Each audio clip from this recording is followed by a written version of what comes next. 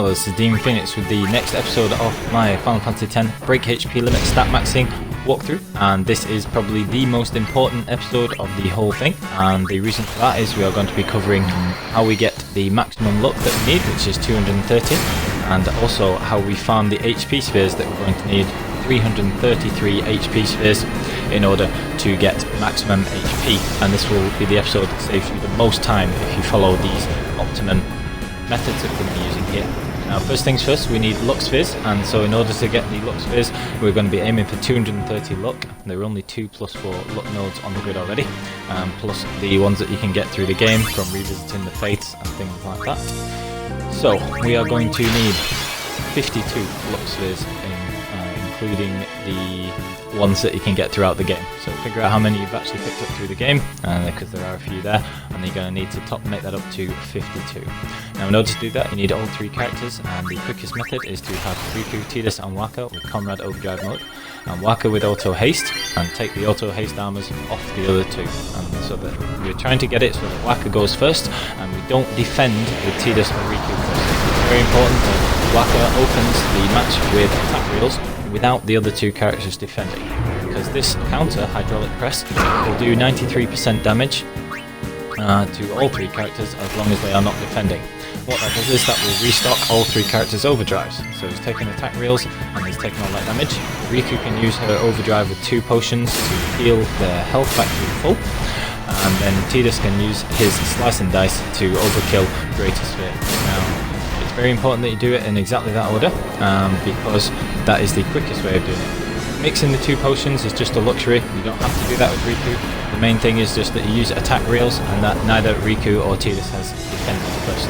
If you get a preemptive strike and Riku or Tidus take their turns first, then instead of using defend, you want to use weapon switching. So just go to weapon by pressing right on the D-pad and then picking their same celestial weapon. So they don't actually change weapons, but they will just still switch to Coloured Bulk. So you see there, Tidus had Coloured Bulk, he used Weapon Switch, I picked Coloured Bulk again, and he will skip his turn without actually defending. And that's the important thing, because you don't want to half the damage from Hydraulic Press. So, Waka starts off with attack reels, does this massive damage, and then the spear will counter, and it will fill Tidus and Riku's overdrive. Again, Riku's is purely for convenience. I just have potions and put them at the top of the actual inventory just so I can use them quickly, and that's a pure convenience thing. All you need is to have attack reels and Slice and Dice refilled, and for Slice and Dice to overfill. If you don't want to use the 2 potion mix with Riku in between, you can just touch the save sphere, come out of the menu, touch the save sphere at the monster arena to refill their health, and then go back in and fight Greater Sphere. It's literally just because potions cost so little, and that you might as well do that for convenience. That's my opinion anyway, and that's the way that I did it. You want to get the 52 luck spheres, and then the basically the character that you raise luck for first will want to get the fortune spheres to raise their luck and put it on the grid, and it depends which of the Ironclad methods that you want to use. Now, there are a couple of ways of going about this, and I'll put that in the description and a post I'll link to, but this is the way that I think is best. So you make a Death Proof, Auto Haste, Auto Regen and Break HP Limit armor for Waka, and we use the Wings to Discovery that you get from the Remiem Temple. There's 30 Wings to Discovery that you get, and you can make that Break HP Limit with Waka, and this lets us use the optimum Fortune Sphere farming method. So we're going to get 230 luck with Riku first, and this is how we're going to get our optimum Fortune Sphere farming strategy. Now, just a quick note, whilst you're doing all of these HP spheres and Fortune Sphere grinding, you'll probably get to the point where you're coming up on having 99 dark matters again.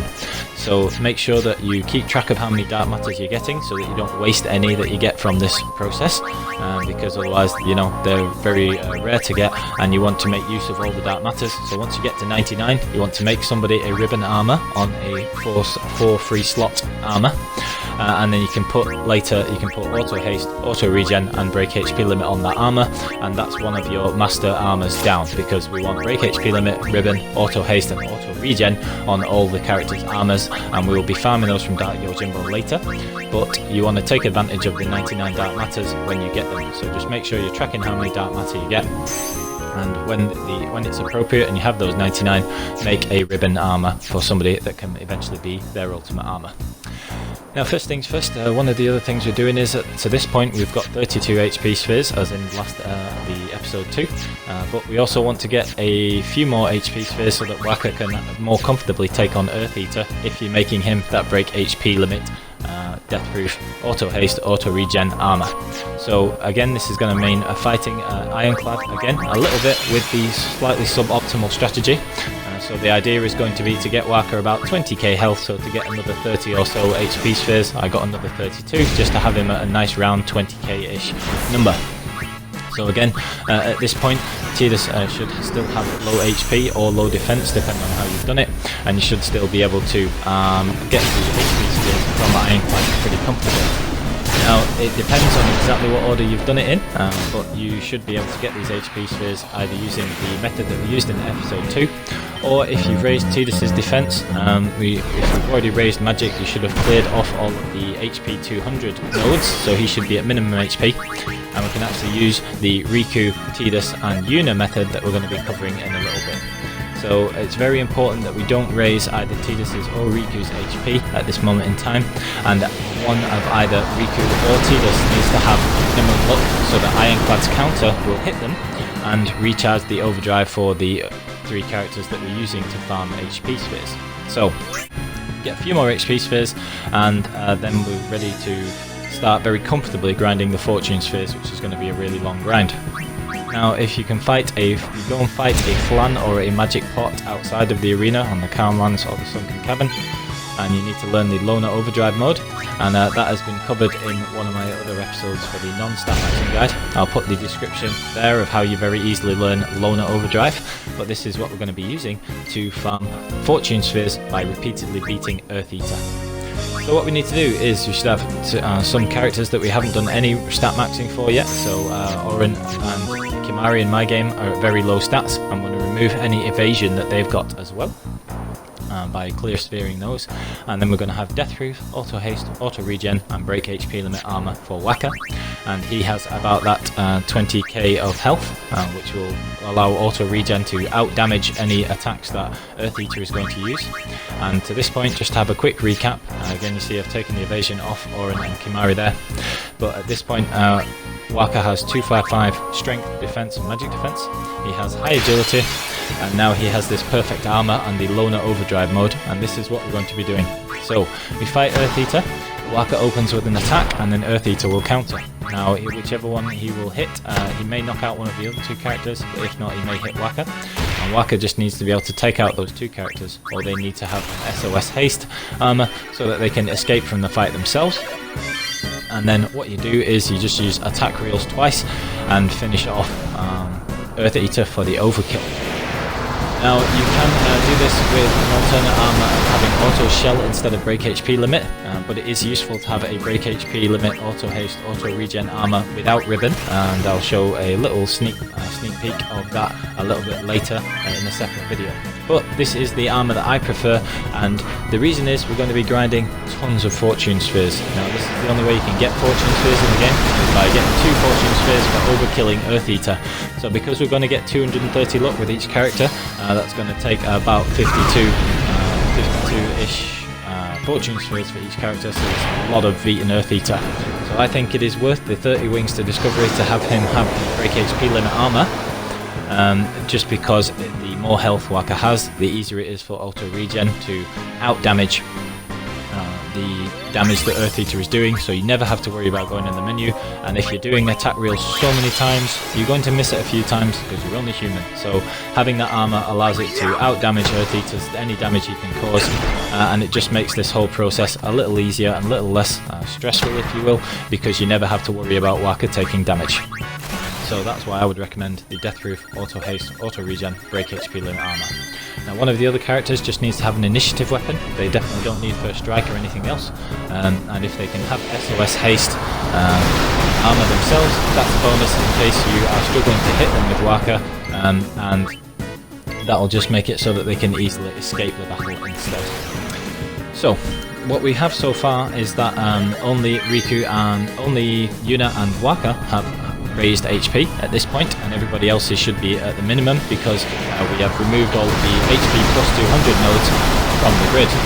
So we're going to fight Earth Eater until we've got enough of the Fortune Spheres for raising either Riku or Tidus's luck, and this episode is going to focus on the absolute optimum method of getting the HP spheres. So for this method we're going to be raising Riku's luck to 230, which is what we're going to have it as the effective maximum, and that is so that she can dodge Ironclad's counter. So these are quite micro concerns, if you will, but over the hundreds of battles that you're going to be doing against Ironclad, it all adds up. So this is what we want to do. As part of grounding those Fortune Spheres, you will get a triple overdrive weapon with 3 slots for Riku. Just on balance of probability, you're always going to get one of those.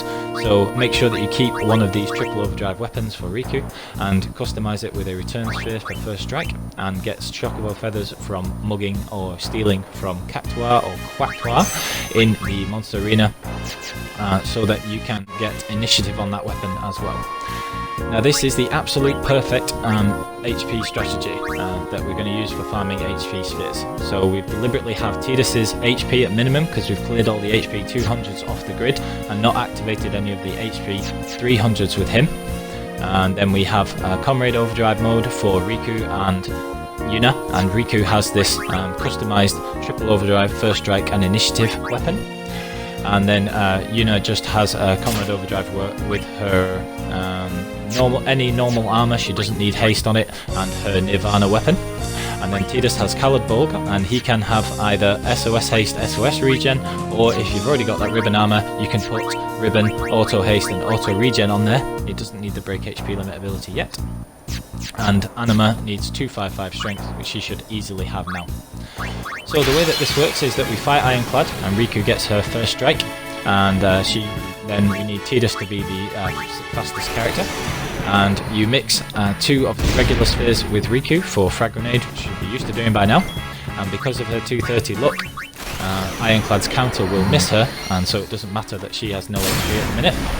And then this is the important bit, Tidus must have his very low HP, which is why we're not raising his, and he uses Slice and Dice after the armor break, and he needs to get hit, which is why he has Stoic and the other 2 have Comrade. And the reason for this is that will allow Yuna to get full overdrive and Grand Summon Anima.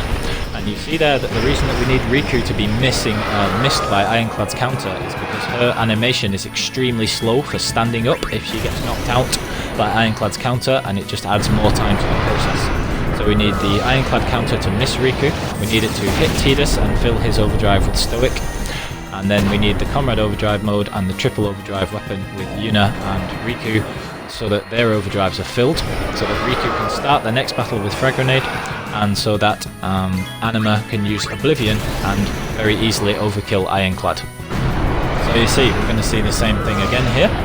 So the next battle starts, and immediately Riku will just use Frag Grenade, and then the Ironclad counter will miss, and then we go straight onto Slice and Dice with Tidus, and you just need to nail that, and that's a lot easier than hitting attack rails, because you don't have to worry about that. Slice and Dice is much easier to hit, it's quite a large window, and then the counter will refill everybody's overdrive gauge, and then Yuna can just Grand Summon and Oblivion again. So this is the fastest and most reliable way of getting HP spheres, and the reason that it's better than using the attack reel strategy is, one, you're probably going to be sick of using attack reels by the time you get all of these Fortune spheres from using the aforementioned perfect Fortune sphere farming strategy, but also it's impossible to miss Oblivion. It's very easy to hit Slice and Dice consistently, and this you need 333 HP spheres, so it's going to be like, we've already got about 60 something to this point, so keep track of how many you've got.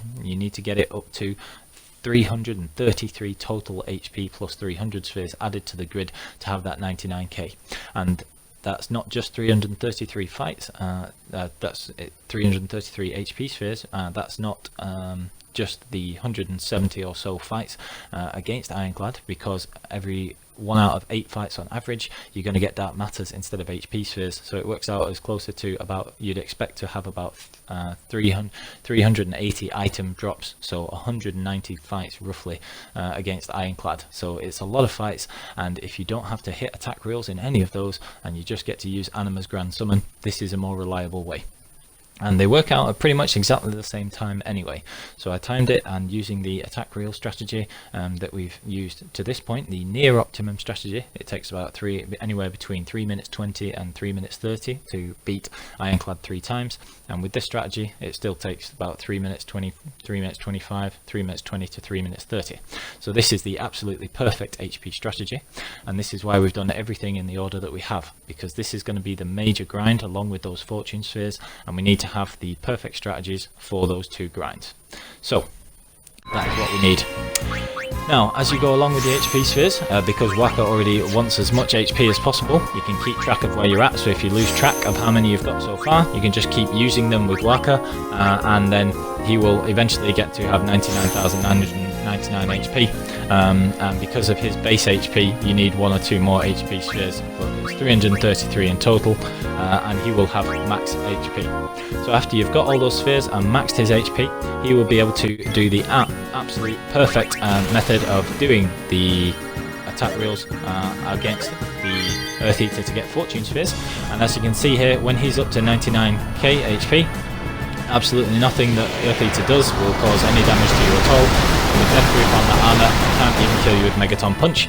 So even if you mess up attack reels from zoning out or from doing it that many times, you'll very easily be able to form the rest of your armor, the rest of your fortune spheres, and max the luck for all the other characters. So once you've got your 333 HP spheres, then you can raise Tidus's luck and his HP and everything else, and the only thing we leave is Riku HP at a minimum, and we're going to cover how we get the perfect armors, and that will be the whole stat maxing process sorted. So thank you for watching, and please like and subscribe, and I hope you found that useful.